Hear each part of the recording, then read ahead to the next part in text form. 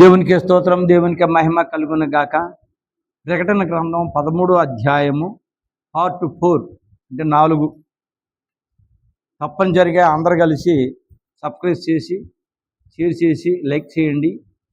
దేవుని దీవెనలు మీరు పొందండి. రోజు చెప్తూనే ఉన్నాను, ఈరోజు కూడా చెప్తున్నాను. తప్పనిసరిగా మీరు అందరూ కలిసి అందరికీ తెలియపరచాల్సిందిగా నా ఆశ, దేవుని ఆశ. ఘటసర్పమైన సైతాను వల్ల అబద్ధ ప్రవక్త అధికారము పొంది ఉన్నాడు. ఘటసర్పమైన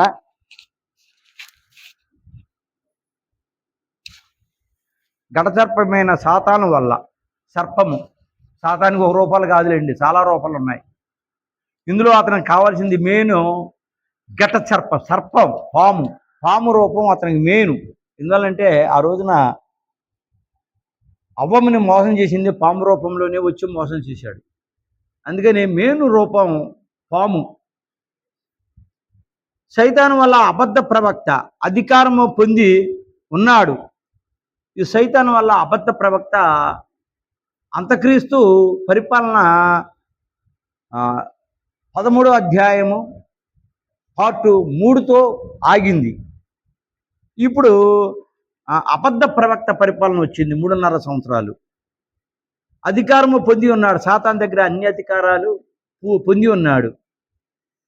యేసు ప్రభు అయితే బలవంతముగా ఎవరికి బోధ చేయమనలేదు. విన్న వాళ్ళకే బోధ చేయాలి, బలవంతానికి బోధ చేయాల్సిన అవసరం లేదు, చేయొద్దన్నారు. ఒకవేళ చేసినా వాళ్ళు ఎక్కించుకోకపోతే ఉపయోగం ఏముంది? వాళ్ళు వినలేకపోతే ఉపయోగం ఉంది. అందుకనే విన్న వాళ్ళకి బోధ కానీ వినలేని వాళ్ళకి బోధ ఏమిటి? అబద్ధ ప్రవక్త అయితే అంతక్రీస్తుని గురించి బలవంతముగా బోధ చెయ్యించును. అబద్ధ ప్రవక్త అయితే అంతక్రీస్తును, అంటే దీని ముందు అన్న అంతక్రీస్తు బలవంతంగా మాయేబు మల్లండి అని వాళ్ళు మాకే ప్రార్థన చేయండి అని వాళ్ళు బలవంతకరం పెట్టాడు. సర్వ సృష్టికి వెళ్ళి సువార్త ప్రకటించుడని ప్రభు ఏ రీతిగా ఆజ్ఞాపించి ఉన్నాడో ఎవరికి? శిష్యులకి. ప్రపంచం మొత్తం నలుమూలల్లో తిరగండి, సువార్తని ప్రకటించండి అని అన్నారు. కానీ ఆ 12 మంది తిరగలేకపోయారు. కానీ ఆ తర్వాత 12 మంది అల్లా పోయి 70 మంది అయ్యారు. 70 మంది అల్లా పోయి 120 మంది అయ్యారు. 120 మంది అయిపోయి 3000 మంది అయ్యారు. వీళ్ళు కొంతవరకే ప్రకటించారు. ప్రపంచం అంతా ప్రకటించలేకపోయారు, కొంతవరకు ప్రకటించారు. ఆ ప్రకటించింది పట్టుకొని బ్రిటిష్ వాళ్ళు అది విని మిగిలింది వాళ్ళు ఈ దేశాలు వాళ్ళు స్వాధీనం చేసుకొని వాళ్ళు ప్రకటించారు. చాలా వరకు బ్రిటిష్ వాళ్ళు ప్రకటిస్తే వాళ్ళేదో దోసుకెట్టాకి వచ్చారని చాలా ఇబ్బందులు పడ్డారు. సరే, అది ఆ కథ మనకు అనవసరం. ఆ రీతిగానే అంతక్రీస్తు నిమిత్తము అబద్ధ ప్రవక్త కూడా అంతక్రీస్తుని గూర్చి ఇష్టం లేకపోయినా, అంతక్రీస్తు కోసం ఇష్టం లేకపోయినా వారికి కూడా బలవంతమైన బోధ చేయించును. ఈ ప్రజలకి ఇష్టత ఉన్నా లేకపోయినా బలవంతరంగా మాలోకి రండి, మా స్వాధీనంలో ఉండండి, మాకే నమస్కారం చేయండి, మేమే దేవుళ్ళు అని చెప్పేసి అని బలవంతరంగా చేయించుకుంటాం అనేది కూడా జరుగుతుంది. ఏలియా అగ్ని కురిపించినట్లు అబద్ధ ప్రవక్తయు అగ్ని కురిపించును. ఆ రోజున ఏలియా ప్రార్థన చేయగా అతను ఏ ప్రార్థన చేస్తే ఆ ప్రార్థన ఫలించేలాగా యెహోవా తండ్రి అతనికి అధికారం ఇచ్చాడు. ఏలియే కాదు, ఈ రోజులో మనకు కూడా ఇస్తున్నాడు. కానీ ఏలియాకి మనకి తేడా ఏంటి? యేసు ప్రభుకి మనకి తేడా ఏంటి? 40 మంది ప్రవక్తలకి మనకి తేడా ఏంటి? దేవుడు చెప్పింది వాళ్ళు ఖచ్చితంగా చేశారు కనుక వాళ్ళు ఏం చేసినా అదే ఆర్డర్ ఇచ్చాడు దేవుడు. ఈ రోజున మనం కూడా వాళ్ళు చేసినట్టుగానే మనం చేయగలిగితే మన ప్రార్థన కూడా మన ఆలోచన కూడా సప్లై చేయడానికి తండ్రి సిద్ధంగా ఉన్నారు. అద్భుతములు చేయును పోటీ ప్రవక్త. బైబిల్ గ్రంథంలో మనకు ప్రవక్తలు ఉన్నారు, 40 మంది ప్రవక్తలు ఉన్నారు. అందుకని 40 మంది ఈ బైబిల్ గ్రంథాన్ని రాశారు. గాన మనకు పోటీగా అబద్ధ ప్రవక్త అనే వారికి బిరుదు వచ్చాను. ఈ 40 మంది ప్రవక్తలు ఉన్నారు బైబిల్లో, వీళ్ళకి ఆపోజిట్టు బిరుదు కూడా వచ్చింది. వీడు విగ్రహములను ప్రజల ఎదుట నిలిచి విగ్రహము చేత జనం అందరూ కూడా నిలబట్టి విగ్రహారము చేత మాటలాడించును. ఈ మాట కోసం నేను చెప్తూనే ఉన్నాను. ఈ విగ్రహాల్ని మాట్లాడిస్తాడు. ఎవరు? అబద్ధ ప్రవక్త. ఏమని? నిజమైన దేవుళ్ళు మేమే. ఎవరు మాట్లాడితే చూసావా, మేమే మాట్లాడుతున్నాం, మీకేం కావాలి అని వెంటనే చేస్తారు. కానీ అప్పుడు మోసం, జనం ఎంతైనా మోసపోయేవాళ్ళు చాలామంది ఉన్నారు, మోసపోతారు. ఈ బోధ ముందు అడ్వాన్స్గా దేవుడు చెప్పమంటే ఏంటి? అలాంటి విషయం మోసపోకండి, అది తాత్కాలమే, నిలబడదు. ఈ రోజున కోట్లు సంపాదించినవాడు కూడా ఎవడు నిలబడలేకపోయాడు. దేవుని ప్రేమను సంపాదించుకున్నవాడు కోట్లు లేకపోయినా ప్రేమలోని బ్రతికిన వాడు చాలామంది ఈ రోజుల్లో ఉన్నారు. అందుకనే ముందుగా చెప్పబోయేది ఏంటంటే, అలాంటి మోసంలోనే పడవద్దని. చాలామంది నవ్వుదురు, వానిని ఎంబడింతురు. చాలామంది నవ్వి ఆనందించి వాళ్ళు ఎంబడిస్తారు, వాళ్ళు వెనకంటే వెళ్తారు. ఏదేదో అనుకున్నాము, ప్రతి రాయి ప్రతి బొమ్మ కూడా మాట్లాడుతుంది అని ఆనందభరితులైపోతారు ప్రజలు. ఆనందభరితులైపోయి వాళ్ళు వెనకంటే వెళతారు. నేటి దినాల్లో ప్రకటన గ్రంథం వివరణ బాగుగా ఎరిగిన వారు, తెలుసుకున్న వారు అతనిని ఎంబడింపరు. దేవునికి స్తోత్రం, దేవునికి మహిమ కలుగును గాక. బైబిల్లో 66 పుస్తకాలు బాగా వెరిగిన వాళ్ళు అని రాయలేదు ఇక్కడ. ప్రకటన గ్రంథము బాగా వెరిగిన వాళ్ళు, అనుభవం ఉన్న వాళ్ళు అలా అనుకుంటే వెళ్తారు. అంటే చాలా తక్కువ మందే వెళ్తారు. అంతేగాని అవి మాట్లాడినంత మాత్రలోనే ఈ ప్రకటన గ్రంథం వెరిగిన వాళ్ళే వెళ్ళరు కనుక ఈ ప్రకటన గ్రంథాన్ని బోధించమన్నాడు దేవుడు. మీరు ఎంతైనా కూడా యూట్యూబ్లో పెడుతుంటే మీరు లైక్ చేయట్లేదు, షేర్ చేయట్లేదు, ఎవరికి తెలియపరచడం చాలా తక్కువగా తెలియపరుస్తున్నారు. ఈ ఫలితం మీకు ఈ బహుమతి దేవుడిస్తాడు. తప్పనిసరిగా చేయండి. గుంపులు: 1 కొద్దివారు, 2 గొప్పవారు, 3 ధనికులు, 4 దరిద్రులు, 5 స్వతంత్రులు, 6 దాసులు. వీళ్ళందరూ ఉన్నారు. వాళ్ళు కొద్దివారే. గొప్పవారు ఉన్నారు, ధనవంతులు ఉన్నారు, ధనికులు ధనవంతులు, అందులో దరిద్రులు కూడా ఉంటారు, స్వతంత్రులు ఉంటారు, దాసులు ఉంటారు, దేవుని దాసులు. ఈ 6 గుంపుల వారిని అంతక్రీస్తు ముద్ర వేసి ఉన్నట్లు వాడు బలవంతము చేయును. ఈ 6 గుంపులను కూడా అంతక్రీస్తు, అబద్ధ ప్రవక్త అంతక్రీస్తు, మరి ఈ అంతక్రీస్తు 606 ముద్ర నెచ్చటి మీద ఎక్కడ తప్పనిసరిగా అది ఉన్నవాడికే అన్నీ అని బలవంతం చేసి వేయటానికి అందరిని కూడా సిద్ధపరుస్తాడు. ఆ కాలమందు రాజుగా తన అధికారమును అంతక్రీస్తు జరిగించును. ఆ కాలం ముందు ఇతను కూడా ఎంట్రన్స్ అవుతున్నాడు. అబద్ధ ప్రవక్త కాకుండా అంతక్రీస్తు కూడా ఇందాక అయిపోయిందని అనుకున్నాం, కానీ అవలే. ఇతను కూడా ఎంట్రన్స్ అయ్యి సాతాను ఆర్డర్ మీద ఇతను కూడా చేస్తూ ఉన్నాడు. అయితే మత సంబంధమైన అధికార శాస్త్రములన్నీ, మత సంబంధం అంటే దేవునికి సంబంధించిన మత సంబంధమైన అధికారములన్నీ అబద్ధ ప్రవక్తకు ఉండును. అతను అడ్డుకుంటానికి ప్రతిదాని కూడా అడ్డే. ప్రజలు రైలు బండ్లు, వార్తాపత్రికలు, వర్తకములు, యాత్రములు, అన్ని విధమైన ప్రచార సాధనములు అంతక్రీస్తు చేతిలో ఉండును. ప్రజలు, రైలు బండ్లు, ఇవన్నీ కూడా ఈ ప్రభుత్వాలు పోతాయి, వాళ్ళు హ్యాండ్ఓవర్ చేసుకుంటారు. వార్తాపత్రికలు వాళ్ళ హ్యాండ్ఓవర్లోనే ఉంటాయి. రైలు బండ్లు వాళ్ళ వాతావరణంలో ఉంటాయి. వర్తకములు, యంత్రములు, వ్యాపారాలు వాళ్ళ చేతిలోనే ఉంటాయి. అన్ని విధమైన ప్రచార సాధనములు అంతక్రీస్తు చేతిలో హ్యాండ్ఓవర్ చేసుకుంటాడు. ఇంకెవడ మాట్లాడతాకిలేదు. అతనే అధికారి. ఆ చేతిలో పట్టుకొని అతను ప్రసారం చేస్తాడు.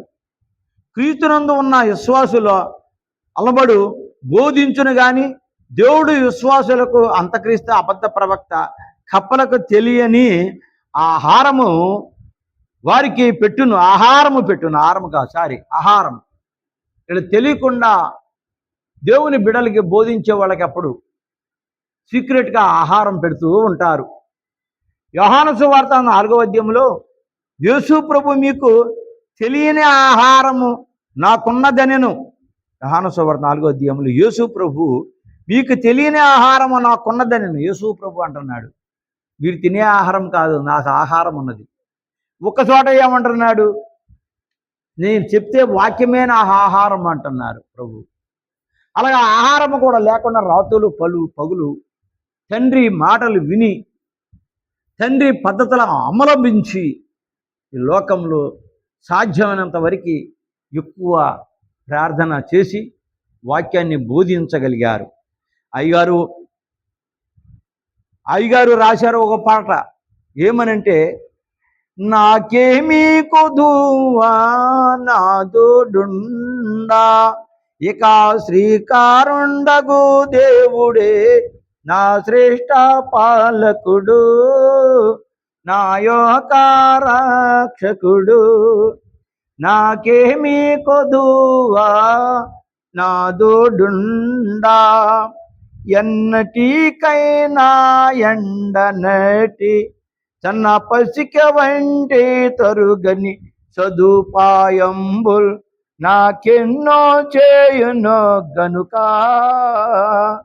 నాకేమీ కొదువా నాదోడుండా తనివి చేరన్ మేళ్లను భవింప నన్ను సదా మేళ్ల నడి పచ్చిక నదిమి మృదువుగా పండుకొన జయును గనుక నాకేమీ కొదువా నాదోడుండా ఎంత శోధన ఎండాయున్నా ఎంతకో నోరిరగల దేవుడు శాంత జలమోలు నా చెంతనే ఉండెను గనుక నాకేమీ కొదువా నాదోడుండా శ్రీకారుండగు దేవుడే నా శ్రేష్ఠ పాలకుడు నా యోకారక్షకుడు.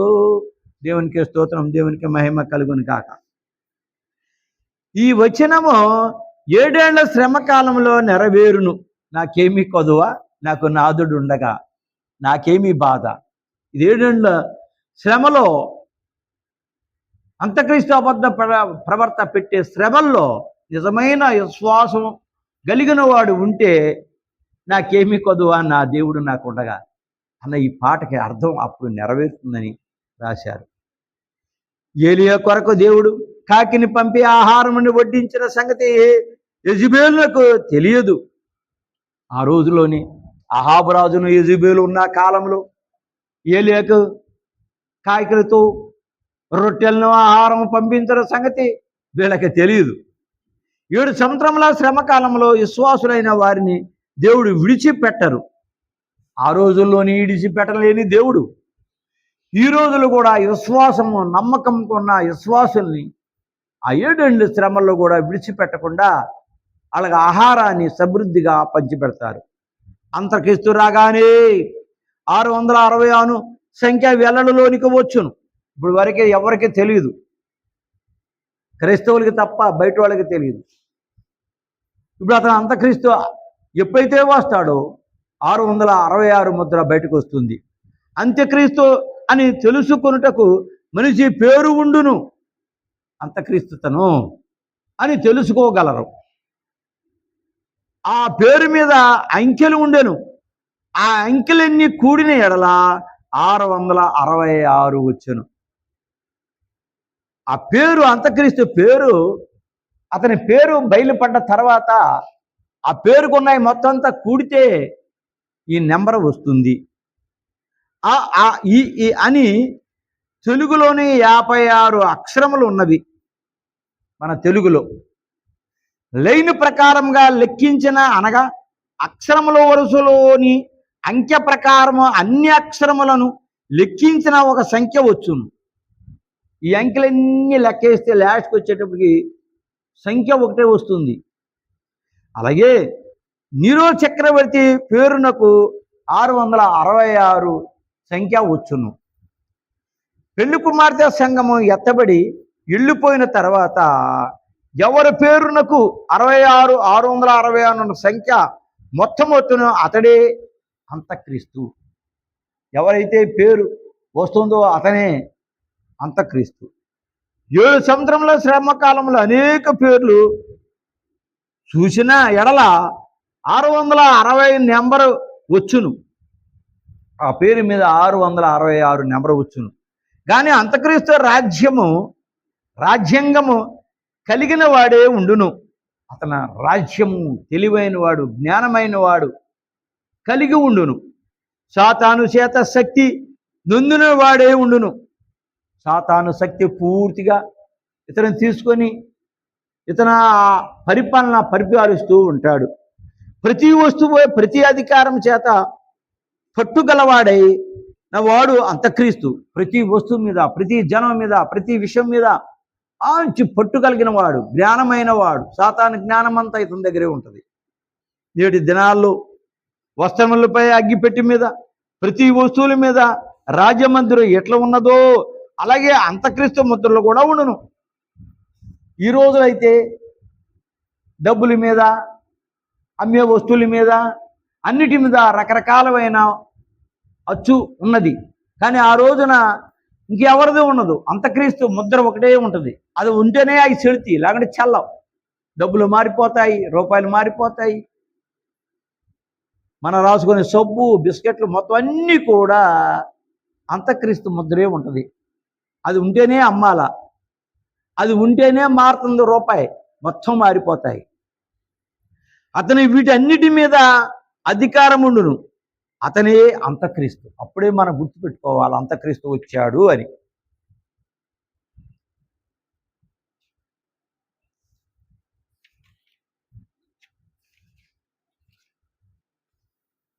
ప్రకటన గ్రంథము 14వ అధ్యాయంలోకి మనం అడుగు పెడుతున్నాము. ఇప్పుడు ప్రకటన గ్రంథం 14వ అధ్యాయము 1వ వచనంలోకి మనం వెళుతున్నాము. ఇది కూడా మరి పార్ట్ 5లోకి మనం చేర్చి తర్వాత అక్కడి నుంచి మళ్ళీ పార్ట్ 1గా పార్ట్ 4లోకి ఇది చేర్చి పార్ట్ 1గా ఏర్పాటు చేద్దాం. ఇది కూడా కలిపేద్దాము. సియోను కొండ, ఈ కొండపై గొర్రెపిల్ల ఉన్నది. సియోను కొండ, గొర్రెపిల్ల ఉన్నది. పరలోకములో సియోను కొండ ఉన్నది. పరలోకములో కూడా ఒక సియోను కొండ ఉన్నది. ఆ కొండపై గొర్రెపిల్ల అయిన యేసు ప్రభు ఉన్నారు. ఆ పైన గొర్రెపిల్ల అయిన యేసు ప్రభు గారు పెళ్లి కుమారుడుగా సిద్ధపడ్డ పెళ్లి కుమారుడు గారు ఉన్నారు. భూమిపైన ఉన్న కొండ లాంటిది కాదు అది. భూమి పైన కొండలు ఉంటాయి, అలాంటివి ఏం కావు. ముళ్ళు, తుప్పలు, రాళ్ళు, చెట్లు, రకరకాలైన వస్తువులు ఉండును. ఇవి రకరకాలమైన వస్తువులు ఉంటాయి. యెరూషలేము పరలోకమందుండు కొండ మహిమతో నిండి ఉండును. ఈ లోకంలో అయితే రాళ్ళు, రప్పలు, ముళ్ళు ఇవి ఉంటాయి. కానీ పరలోకము కొండ అంతా పరిశుద్ధాత్మతో నింపబడి ఎటు చూసినా బహు ఆనందంతో, సంతోషంతో, ఆనందంగా తిరిగేలాగా ఉంటాయి ఆ కొండలు. స్త్రీ సంగత్యము. అంతక్రీస్తు భూమి మీద ఉన్నప్పుడు ఒక సమాజము ఏర్పాటు చేశాను. ఒక సమాజాన్ని ఏర్పాటు చేశారు. ఆ సమాజమునకు స్త్రీ అని పేరు. క్రీస్తు ప్రభు భూమి మీద ఏర్పాటు చేసిన పరిశుద్ధ సంఘములో పెళ్లి కుమార్తె అనియు భూమి మీద తయారు చేసినప్పుడు, ఈ సంఘాన్ని తయారు చేసినప్పుడు పెళ్లి కుమార్తె అనియు స్త్రీ సంఘం అనియు ఏ రీతిగా ఉన్నావో అదే రీతిగా స్త్రీ సంఘమును అంతక్రీస్తు పోటీ సంఘమును దేవునికి విరుద్ధంగా ఏర్పాటు చేసుకునేను. అది ఇందాక నుంచి కూడా 2-3 ఎపిసోడ్లో నుంచి కూడా వస్తూనే ఉన్నది.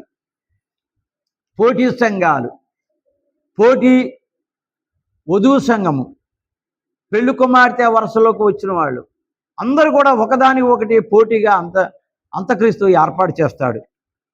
ఇది ఆయన నామములో 144,000 మంది నొసళ్లపై యేసు ప్రభు నామము, దేవుని నామము ఉన్నవి. వీళ్ళు క్రొత్త కీర్తనాలు పాడిరి. ఈ 144,000 మంది నొసళ్లపై యేసు ప్రభు నామము, దేవుని నామము ఉన్నవి. వీళ్ళు క్రొత్త కీర్తనాలు పాడిరి. వరుడైన క్రీస్తు ప్రభు వధువైన పెళ్లి కుమార్తె సంగమునకు పరలోకమంతటిలోనున్న ప్రతి స్థలమును చూపించి అనియు, అదంతా కూడా ప్రభు చూపించిననియు, భూలోకము మీద రాకడ కొరకు సిద్ధపడిన పెళ్లి కుమార్తె ఎత్తబడిన పిమ్మట, ఈ భూలోకం మీద సిద్ధపడ్డప్పుడు వధువు సంఘం బోర ఊదినప్పుడు వధువు సంఘము పెళ్లి కుమార్తె ఎత్తబడ్డ తర్వాత కొంత శ్రమకాలము జరిగిన పిమ్మట, ముందుగా శ్రమలు జరుగుతాయట రాకడ బోర వినక ముందు. ఈ శ్రమలు ఏమిటి? గుళ్ళోకి వెళ్ళి ఆత్మహత్య దళం చేసుకొని ప్రజలను చంపటం, దేవుని యేసు ప్రభుని నమ్ముకున్న వాళ్ళని కొట్టి చిత్రహింసలు పెట్టి చంపటం, ఇది శ్రమలు. ఇదేగా ఎఫెసీయులోని మరి నేను చెప్పిన విధానంగా 1వ అధ్యాయంలో 1వ పార్ట్లో మనం చూసాం ఈ శ్రమలు. ఆ రూపంగా శ్రమలు ముందు ఇప్పుడు వస్తాయి. ఇప్పుడు వచ్చినాయే కాకుండా ఇంకా ఎక్కువ వస్తాయి. పరలోకం నుండి దేవదూతలు వచ్చి నిత్య సువార్త చేత పట్టుకొని ప్రకటించుచుండును. పరలోకం నుంచి దేవదూతలు కూడా వస్తాయి. ముందుగా వచ్చిన తర్వాత అవి కూడా ప్రకటిస్తాయి. 5 నమస్కారములు చేయుట. సువార్త 2 భాగములు, బైబిల్ గ్రంథము 2 భాగములు. సువార్త 2 భాగములుగా విభజించారు, బైబిల్ కూడా 2 భాగాలుగా విభజించారు. 1 బైబిల్ గ్రంథములో చట్టము, 2 సువార్త. ఈ 2ను ఇమిడి ఉన్నవి. చట్టం కూడా బైబిల్లోనే ఉంది. పైన ఉన్న వాళ్ళు ఏ రూపంగా చట్టాన్ని చేయాలి, ఎలాగా ఈ చట్టాన్ని నడిపించాలి అన్న సిద్ధాంతం కూడా ఉంది. 1 ధర్మశాస్త్రం అనగా చట్టము. ఈ ధర్మశాస్త్రానికి పోల్చారే చట్టాన్ని. అలాగే నరులారా ఈ ప్రజలు ఈ ప్రకారము నడుచుకొనిడి అని చెప్పినది ధర్మశాస్త్రం. మోషేకి రాశారు ధర్మశాస్త్రం. కొత్త నిబంధన కూడా ధర్మశాస్త్రం రాశారు. మోషే రాసిన ధర్మశాస్త్రం కొంతకాలం పనిచేసింది, ఆ తర్వాత ఆపారు. అందులో కొన్ని ఉపయోగపడాయి, కొన్ని ఉపయోగపడలేనివి దేవుడు ఆఫ్ చేశాడు. అన్నీ ఉపయోగపడే కొన్ని ఉన్నాయి. అలా చేయమని ప్రజలకి ఆర్డర్ వేశారు. 2 సువార్త అనగా మంచి వార్త, శుభవార్త. ఈ వార్త ప్రకారము నడుచుకున్న ఎడల మీకు రక్షణ. సువార్తయేనండి. సువార్త ఎవరిది? దేవుడు రాసింది, పరిశుద్ధులు రాసింది. ఆ దాని ప్రకారంగా నడవండి అని చెప్పడమే సువార్త. ధర్మశాస్త్ర ప్రకారంగా మీరు నడుచుకొనకపోతే మీకు శిక్ష, ధర్మశాస్త్రం అని యూదులకు ముందే హెచ్చరిక వెళ్ళింది. యోహాను సువార్త 1:17. ధర్మశాస్త్రము పాత నిబంధన కాలంలో మోషే ద్వారా అనుగ్రహింపబడెను. పాత నిబంధన కాలంలో మోషే ద్వారా వచ్చింది మనకు ధర్మశాస్త్రం.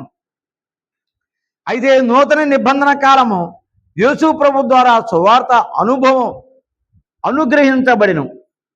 పాత నిబంధన కాలంలో మోషే ధర్మశాస్త్రం, కొత్త నిబంధన కాలంలో యేసు ప్రభు ధర్మశాస్త్రం. అందులోని 1 కృప, దేవుని కృప. 2 సత్యమన్నవి, దేవుడు రాసిన దానిట్లో. ఇవి యేసు ప్రభు ద్వారా కలిగాను, దేవుని ద్వారాగా మనకు వచ్చిన ఈ కృపాశాస్త్రం. ఆజ్ఞను బట్టి శిక్ష, ఇది మోషే ద్వారా అనుగ్రహించబడిను. ఆజ్ఞ కానీ నువ్వు నెరవేర్చకపోతే, 10 ఆజ్ఞలని ఇలా రాస్తున్నాను, ఈ సిద్ధాంతాల ప్రకారంగా మీరు నడవకపోతే మీకు శిక్ష అని విధించింది. కృప, ఎన్ని పాపములు చేసినా క్షమించు ప్రభువా అని వేడుకుంటే ప్రభు రక్షించి తన కృపను వెల్లడిపడుతున్నాయి. ఇదే కృప. ఎన్ని పాపములు చేసిన అంటే పాపములు చేసేసిన తర్వాత కోరుకుంటా కృప, తెలుసుండి మళ్ళీ పాపం చేయకూడదు. అది మాత్రం కృప లేదు. అది మనం గ్రహించగలగాలి. మత్తయి సువార్త 17 అధ్యాయములు రూపాంతరపు కొండ ఉన్నది. ఆ కొండ మీదకి మోసే ఏలియాలు శరీరంతో ప్రభు వద్దకు వచ్చిరి. ఆ కొండ మీదకి మోసే ఏలియాలు వీళ్ళిద్దరు కూడా అక్కడ కనబడ్డారు. అక్కడికి వచ్చారు, ప్రభుతో మాట్లాడారు. ముగ్గురు కలిసి మాట్లాడుకున్నారు. శరీరంతో ప్రభు వద్దకు వచ్చిరి. ఎవరు వచ్చారు? మోసే ఏలియాలు కూడా వచ్చారు. మోసే చేతిలో ధర్మశాస్త్రం ఉన్నది, ఏలియా చేతిలో ప్రవచనం ఉన్నది. ప్రవచనము నమ్మండి అని ప్రవచనం ఉన్నది. అనగా 7 ఏళ్ల పాలన విషయము పరలోకము నుండి ఈయన నా కుమారుడు, ఈయన మాట వినుడని ఒక శబ్దము వినబడను. అదే సువార్త. యేసు ప్రభు కాలంలో ఇతను నా కుమారుడు, ఇతని మాట వినండి అన్న వార్తే సువార్త. దూత 1 ఆకాశము, 2 భూమి పేర్లు ఎత్తాను. ఈ భూమిపై ఉన్న పేర్లు ఎత్తాను. 3 సముద్రము, 4 నదులు జల దారాల్లో ఎత్తాను. 4వది వీటన్నిటినీ కలగజేసిన సృష్టికర్తకు నమస్కరించుడి. పంచభూతాలు ఎవరు చేశారు? అతనికి నమస్కారం చేయుడి. ప్రతివాడు ఇతను చేశాడు, అతను చేశాడు అంటున్నాడు. వివరాలు అడిగితే ఎవరో చెప్పలేరు. దమాంచమంటే దమాస్తారు, చంపమంటే మనుషులు చంపడానికి కూడా ఈ అన్నకాంచి లేకుండా చంపుతున్నారు. ఎవరైతే చంపుతున్నారో వాళ్ళకి ఆ ఉద్దేశం కలిగినది కాదు. అంతక్రీస్తు ఉద్దేశము అలలో ప్రవహించి ఈ పనులు చేస్తుందని గ్రహించాలి. అన్ని దూత తెలియజేశాను. అయితే మీరు అంతక్రీస్తునకు నమస్కరించుచున్నారు, అంతక్రీస్తుకే నమస్కారం చేస్తున్నారు. అది తప్పు అని అనెను. అంతక్రీస్తుకి నమస్కారం చేయటం తప్పు. పైన ఉదహరింపబడిన 4 సృష్టిని కలగజేసిన వానికి నమస్కారం చేస్తున్నట్లుగా ఆ 4ను సృష్టించని వారికి అంతక్రీస్తు నమస్కారము చేస్తున్నారు. ఈ 4 కూడా తయారు చేసిన దేవునికి సృష్టికర్తకి నమస్కారం చేయటం మానేసి భూమి మీద ఏది పడితే అది చేసిన అంతక్రీస్తుకి నమస్కారం చేస్తున్నారు. ఇది తప్పే. ఇక అట్లు చేయరానేదని నిత్య సువార్తల చేత పట్టుకున్న దేవదూత తెలియపరిచాను. ఆ దేవదూత తెలియపరిచింది. బాబేలు కూలిపోయాను. ఆదికాండము 11 అధ్యాయము. ఈ బాబేలు రాజ్యములో ప్రముఖుడకు ప్రవక్త ఉండెను. ఆ బాబేలు రాజ్యములో ప్రముఖుడకు ప్రవక్త ఉండెను. ఆయన దానియేలు. బాబేలు రాజ్యంలో దానియేలు గారు ఉన్నారు. దేవుని జనమైన యూదులకు విరోధంగా బాబేలు రాజ్యము వెలిచెను. దేవుని జనమైన యూదులకు విరోధంగా ఈ బాబేలు రాజ్యము వెలిగింది. రాజైన నెబుకద్నెజరు ఒక కలను కని మరిచిపోయాను. నెబుకద్నెజరు అద్భుతమైన ఒక కలని కన్నాడు. ఈ కలకని మరిచిపోయాడు, కానీ మనసంతా వేదన, ఆందోళన, గందరగోళం తెల్లవారుజామున వచ్చింది. మనిషి నెమ్మది లేదు. ప్రపంచానికి సాటింపు చేశాడు. కలకన్నారు కానీ కల మర్చిపోయాడు. దాని భావం ఏమిటో తెలియదు. దాని భావము తెలియపరచుటకు దానియేలును పిలవనంపించారు. ఈ ఒక్క రాజే దేవుని ప్రజలైన యూదులపై దయ చూపించాను. ఈ ఒక్క రాజే దేవుని ప్రజలైన యూదులపై దయ చూపించాను. అప్పటిలో దానియేలును పిలిచి, ఆయన తరువాత వచ్చిన రాజులు యూదుల ఎడల కఠినంగా ప్రవర్తించిరి. ఆ తర్వాత వచ్చిన వాళ్ళందరూ కూడా యూదుల మీద భయంకరమైన వాతావరణం ఏర్పాటు చేశారు. దానియేలు రాజు కన్నా కలలోని విగ్రహములు రాజులకు తెలియపరిచెను. దానియేలు, యెషయా, ఇర్మియా, మలాకి వరకు, క్రీస్తు జన్మము నుండి ఆరోహణం వరకు, క్రీస్తు జన్మించిన ఆరోహణము, క్రీస్తు జన్మించాడు, భూమి మీద ఎన్ని జరిగినాయో అందరికీ తెలిసిన విషయమే. ఆరోహణ వరకు, ఆరోహణం నుండి రక్షణ వరకు, రేపు జరగబోయి ఈ భూమి క్లోజ్ అయిపోయే వరకు, రక్షణ నుండి 7 సంవత్సరముల శ్రమకాలం గుండా అర్మగెద్దోను యుద్ధము వరకు బబులోను సామ్రాజ్యమే కొనసాగాను. దేవునికి స్తోత్రం, దేవునికి మహిమ కలుగును గాక. ఈ కొద్ది మాట దేవుడు దీవించి ఆశీర్వదించును గాక. మీరందరూ తప్పనిసరిగా సబ్స్క్రైబ్ చేసి, షేర్ చేసి, లైక్ చేయండి, తెలియపరచండి. ప్రార్థన చేద్దాము అలాంటి వాళ్ళకి. ప్రభువా, ఇది ఎవరికైతే తెలియపరుస్తారో వాళ్ళ దీవించి, ఆశీర్వదించి, కృప చూపించి, దయ చూపించమని యేసు నామమున బ్రతిమలాడి అడుగుతున్నాము తండ్రి. ఆమేన్.